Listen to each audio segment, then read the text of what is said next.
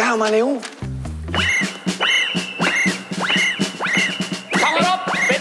ปี เป็นไรอีกเนี่ยเป็นไรกัน ก็เสียงนกหวีดไง นกหวีดอะไร โอ้ตายแล้วพอแล้ว โอ้โห แป๊บนึงเดินอีกทีนึง ไอ้ก้าว โทษที แล้วรองเท้าอะไรของเธอเนี่ยเป็นเสียงนกหวีดแบบนี้อ่ะ เอาก็มันน่ารักไม่ล่ะเนี่ยเป็ด โอ้ย ดู โอ้ยอะไร หน้าเป็ด โอ้โหโอ้ยแหม ขอดูหน้าเป็ดอีกทีนึง อย่ามาแกล้งกันนะ แกล้งพลอยอ่ะทำกันบ้านดีกว่า